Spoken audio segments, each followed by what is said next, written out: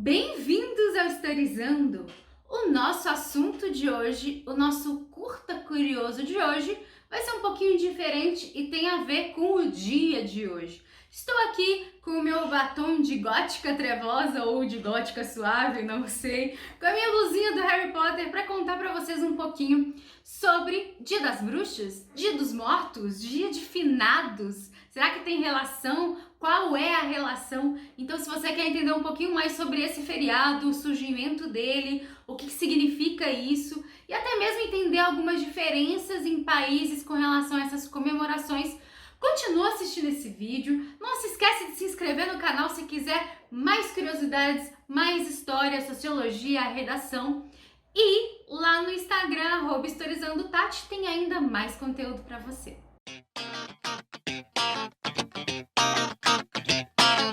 Vamos começar primeiro com essa ideia aí com relação a finados, né? Então hoje, dia 2 de novembro, é dia de finados aqui no Brasil e em alguns outros lugares do mundo. Essa história começa com o Papa Gregório III em 732 d.C., então a gente está aí no período da Idade Média. A igreja começa a autorizar missas em memórias de falecidos.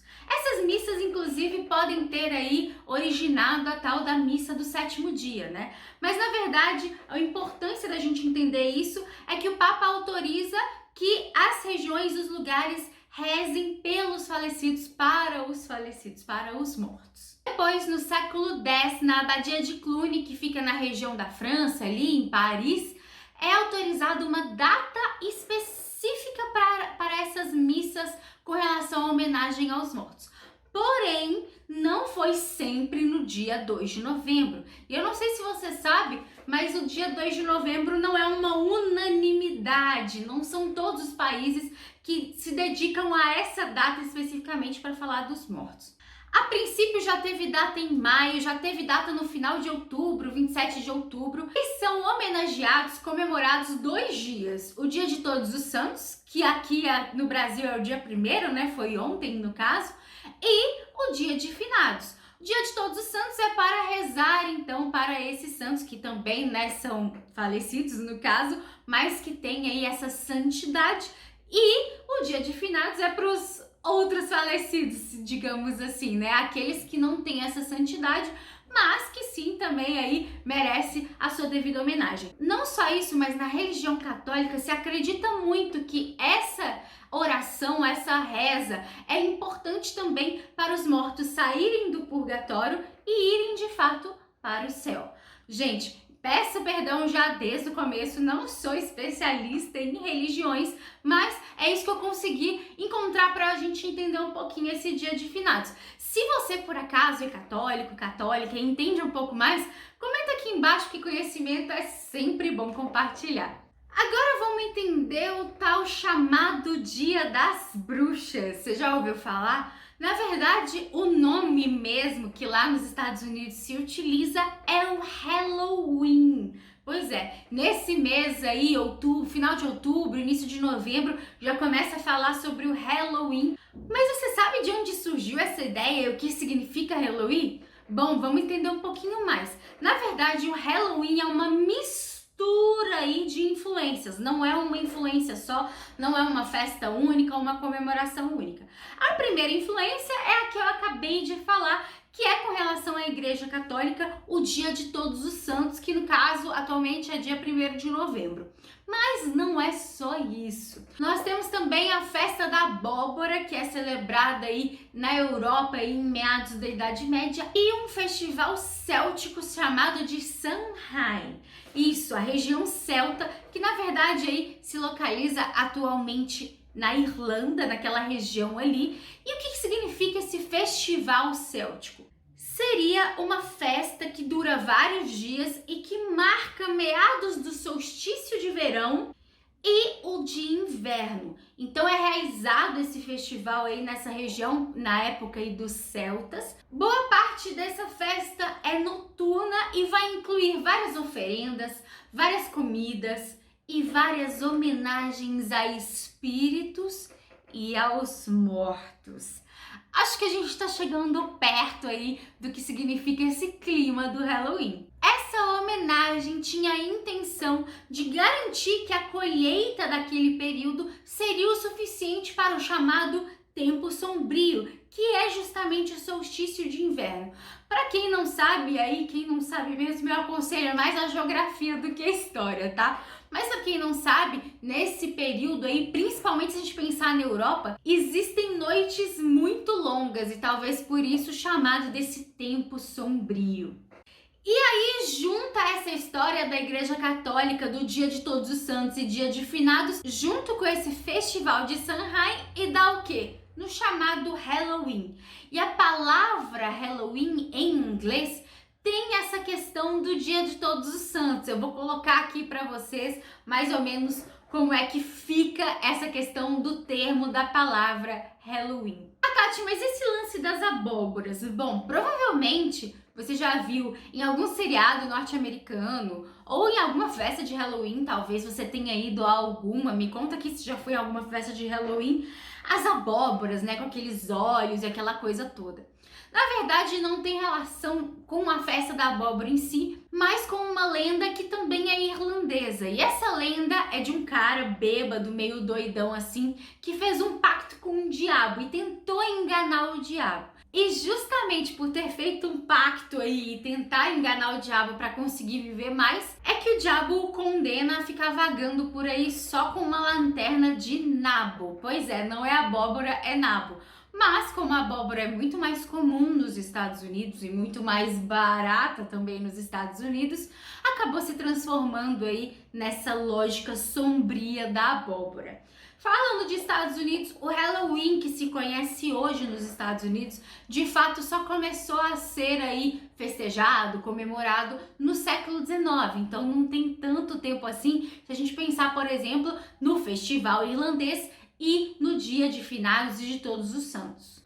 E para vocês terem uma ideia, até 1920, 1930 nos Estados Unidos não tinha essa lógica tão sombria como tem hoje. Mesmo porque era mais uma questão religiosa, de conseguir doações, de conseguir realizar questões de caridade, do que de fato essa festa aí, que tem aí uma questão mais sombria, com fantasias medonhas, filmes de terror e aquela coisa toda.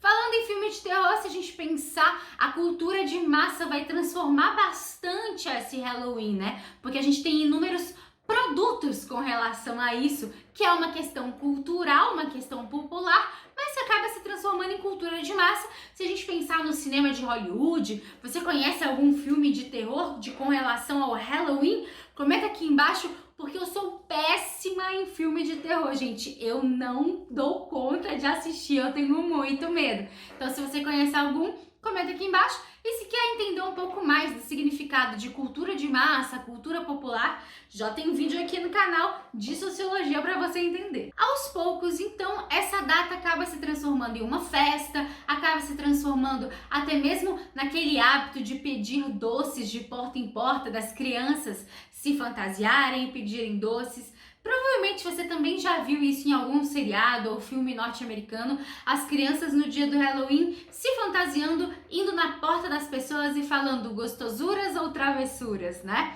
Na verdade, o ato de pedir doces também vem desses festivais aí irlandeses, mesmo porque como era um festival justamente de períodos aí de transição, não era comum pedir carne mesmo, porque a carne estava em falta em muitos momentos e por isso se pediam bolos, tortas, frutas e hoje, é claro, um chocolate, né? Se a gente pensar lá na festa dos Estados Unidos. Falando em festivais que têm relação com comidas e colheitas, outra festa bastante conhecida, não só no Brasil, mas no mundo, é o Carnaval. E você sabia que o Carnaval também tem uma origem aí com relação a festivais? Já tem vídeo aqui no canal, já tem um curta curioso aqui no canal sobre Carnaval, se quiser entender um pouquinho mais. A partir da década de 80, essa festa do Halloween acaba se difundindo pelo mundo inteiro e na década de 90 chega no Brasil. Provavelmente você já deve ter visto alguma festa por aí de Halloween no Brasil e todo Halloween é a mesma coisa. Aquela história de isso não tem nada a ver com a nossa história, vamos fazer festa do Saci e coisas relacionadas. Na verdade, é muito importante sim que a gente tenha um senso crítico de entender que não é uma cultura brasileira, não é uma questão tradicional nossa. Mas o que tem se a pessoa quiser comemorar o Halloween, gente? Deixa ela. Provavelmente ela foi atingida por essa questão da cultura de massa. Muitas das vezes, a partir da década de 90, essas festas começaram, na verdade, em escolas de inglês. E justamente porque as pessoas aprendendo a língua também aprendem um pouco a cultura do lugar. Para vocês terem uma ideia, quando eu estava na escola, né, um pouquinho aí, no final dos 90, início dos 2000, eu nunca fiz inglês, né, nunca fui a uma escola de inglês, mas a minha melhor amiga, que morava aqui perto da minha casa, fazia. E aí eu fui a uma festa de Halloween porque a escola de inglês dela promoveu essa festa. E eu, como sou uma pessoa muito criativa, me vesti toda de branco e falei que era fantasma. Uau! Outra coisa importante é que Dia das Bruxas, na verdade não é Dia das Bruxas, isso acabou sendo uma tradução de muitos desenhos animados e muitos filmes, né? Que aí então essas empresas de dublagem acabaram traduzindo Halloween para Dia das Bruxas para as pessoas ficarem mais familiarizadas com a festa, digamos assim, mesmo porque duvido que você sabia o significado de Halloween antes de assistir esse vídeo. Ainda falando sobre essa concepção de finados de Dia dos Mortos, um dos mais conhecidos com certeza é do México, Dia de los Muertos. Tá bom, meu espanhol? Eu juro que eu tô tentando praticar. Eu tô tentando aprender espanhol nessa quarentena, mas não tá fácil não. Bom, o Dia de los Muertos, na verdade, é uma tradição do México. Se misturam questões que envolvem os povos nativos da região, por exemplo, os astecas, e essa questão católica que a gente já conversou no início do vídeo. Então, da mesma forma que o Halloween é uma mistura, o Dia de los Muertos lá no México também é uma mistura. E o que mais chama a atenção é que, a princípio, é uma festa que dura praticamente uma semana, dependendo da região, mas que começa aí nos finais de outubro e vai até o início de novembro, né? O dia 2 de novembro aí sendo de fato o Dia de los Muertos. E não só isso, mas essa festa envolve vários rituais, como por exemplo a construção, né, ou a criação de altares em homenagem aos familiares que já se foram. Ou então vão aos cemitérios e fazem uma festa. Olha a diferença cultural se a gente comparar, por exemplo, com o Brasil. O Brasil, finados, né? O dia de finados, depois você me conta aí o que significa esse dia pra você, se tem algum significado esse dia pra você. Mas as pessoas que de fato, né, cumprem a lógica do Dia dos Finados, digamos assim, é um dia muito triste, né? Um dia de ir ao cemitério, homenagear as pessoas que já foram.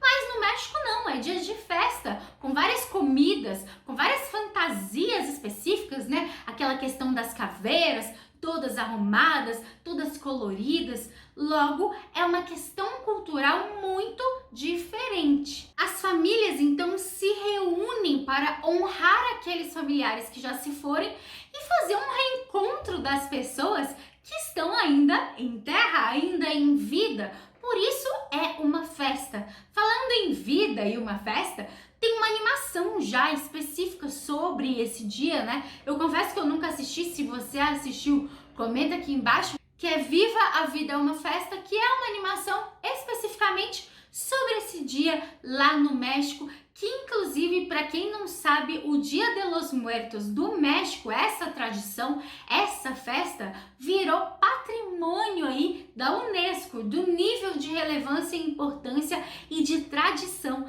que tem essa festa. Claro que existem outros lugares em que o Dia de Todos os Santos e os Dias de Finados, né, um seguido do outro, tem também festas e comemorações, não é só no México, mas com certeza é uma das mais conhecidas.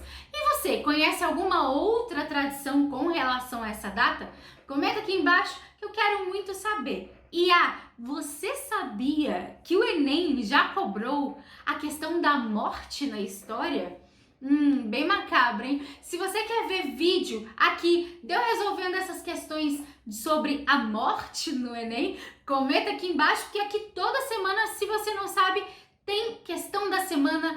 Toda sexta-feira eu corrijo questões com vocês. Então, se você quer também entender um pouquinho mais da morte no Enem, é só comentar aqui embaixo que a gente corrige junto. Bom, é isso. Eu espero que você tenha gostado. Se você gostou, se você quer mais curtas, curiosos aqui no canal, já curte esse vídeo, se inscreve no canal, compartilha com aquela pessoa que gosta de comemorar um Halloween, quem sabe uma pessoa que gosta de festas de Halloween ou que gosta de terror, Dia das Bruxas, enfim, compartilha com essa pessoa lá no @historizandotati no Instagram. Tem mais conteúdo pra você. Muito obrigada pela sua atenção. Um beijo e até a próxima. Coloca um nabo na cabeça dele.